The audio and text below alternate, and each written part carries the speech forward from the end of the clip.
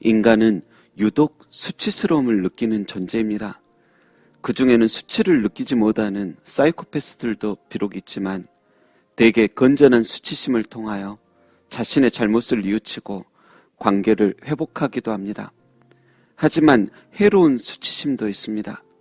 건전한 수치심은 자신의 한계를 알게 하고 그리스도에게 귀속하게 하며 겸손하게 만들지만, 해로운 수치심은 자기 자신을 스스로 열등감과 좌절이란 감옥에 던져 넣어 커다란 바위 같은 압박의 짐을 지며 홀로 울게 만듭니다. 수치스러움을 느낄 때 이것은 해롭다, 이것은 건전하다, 그 당시 당사자는 분별하기 어려울 것입니다. 그러나 진정 큰 죄를 지지 않았음에도 불구하고 그 수치스러움이 하루에도 너무 가끔씩 3개월 이상 계속 지속되며 자신을 옭아맨다면 그것은 이유 여하를 떠나 잘못되고 해로운 수치임이 분명합니다. 여러분은 어떠십니까? 수치스러운 일들 없었습니까? 너무 수치스러워 밖으로 나가기도 싫고 자신도 싫고 사회도 싫고 부끄러울 뿐인 그런 날들은 없었습니까? 왜 없겠습니까? 그 수치는 나만 가진 것이 아니라 태초에 아담과 하와부터 가지던 것인데 어찌었겠습니까? 인간은 어느 누구나 양심, 죄, 부족함, 학력, 미모, 가난에 대하여 수치를 느끼고 더 나아가 자녀들에게도 이런 수치 물려주고 싶지 않아 항상 몸부림치는 존재들입니다. 아담과 하와는 무화과 나무 이파리로 그 수치를 가려보려 했지만 지금은 뭐가 그리 이렇게도 수치스러운 게 많은지 무화과 나무 이파리 위에 또 무화과 나뭇잎을 엮고 또 엮어서 자기를 포장합니다. 교회에서마저도 자기의 수치를 들킬까봐 하나님 앞에서까지 숨기려고 합니다. 그러나 인간의 수치는 무화과 나뭇잎으로 또 어떤 다른 것으로 완전히 가리워질 수 없습니다. 여러분, 성경 창세기에 보면 하나님은 아담과 하와가 선택한 언젠가 곧 썩을 무화과 나뭇잎 대신에 가죽옷을 주어 그 수치를 가리게 하십니다.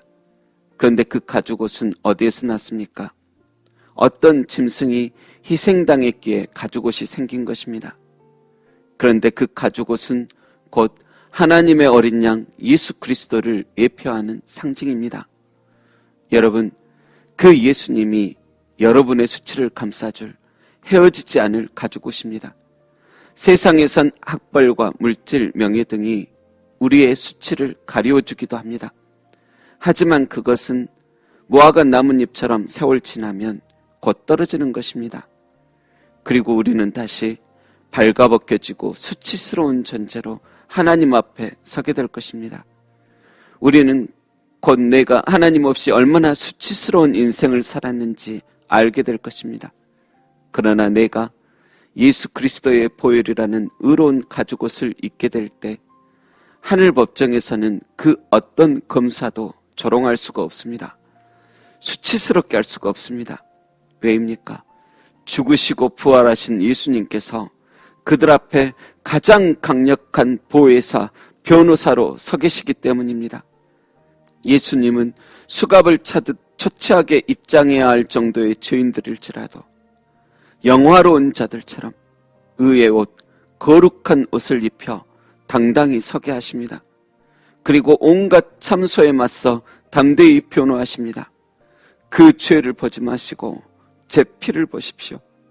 그 죄만 보지 마시고 성도들의 옳은 행실도 봐주십시오. 저들은 하나님의 자녀된 자입니다.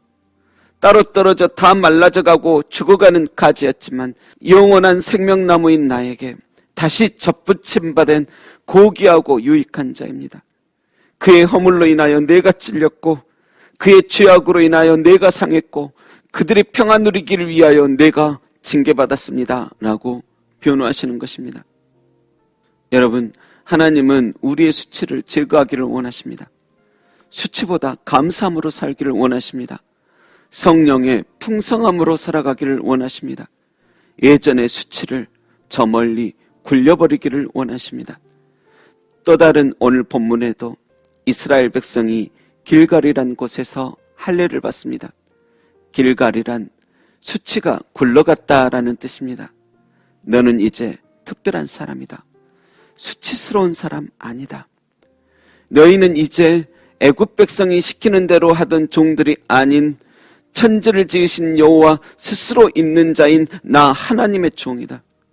애굽 백성이 명령하는 대로 수치받으며 사는 종들이 아닌 만군의 왕 여호와 하나님의 말씀을 받은 거룩한 사람들이다. 그 징표로 이제 유월절을 행한다. 할례도 행한다. 이것을 행하는 이유는 너의 모든 수치 이제 끝났음을 인합니다. 그러니 너의 근성, 불평하는 근성 버리고 당당하고 자부심 있는 나의 백성이 되다오라는 그 말씀인 것입니다. 여러분, 지금 이 순간도 수치스러운 것이 있습니까? 그렇다면 다시금 그 수치스러운 영혼에 그리스도 예수님의 보혈을 바르십시오. 우리는 유월절 어린 양의 피를 바르고 죽음에서 옮겨 생명으로 떠난 사람들입니다. 저 죽음도 눈물도 아픔도 없는 수정같이 맑은 천국의 시민권을 받은 사람들입니다. 성령님께서 우리를 인도하고 계십니다. 세상의 수치는 영원히 우리 영혼에 붙어 역사할 수 없습니다. 예수 이름이 너무 영광스럽고 고귀하기에 수치가 그 곁에서 힘을 잃기 때문입니다. 그러니 수치심을 극복하고 내일을 향하여 도전하며 나아가십시다. 우리 앞에 아무리 거대한 여리고성이 있을지라도 거인 족속들이 진을 치고 있을지라도 수치심을 벗어버리고 주 안에서 자유하고 앞장서시는 주님을 따라 도전하는 그들을 어느 누구도 이길 수 없을 것입니다. 기도하겠습니다. 하나님 아버지, 예수님의 그 피로 말미암아 우리가 해롭고 잘못된 수치심에서 해방되게 하옵소서. 예수님의 이름을 더욱 찬송 부르며 더욱 고귀하게 높일 때 모든 크고 작은 수치심은 아주 작은 먼지만도 못하게 힘을 잃게 하옵시며 주님만 우리 가운데 큰 빛처럼 비추소서. 감사드리며 수치심을 극복하며 내일로 전진하게 하시는 예수님의 이름으로 기도합니다. 아멘.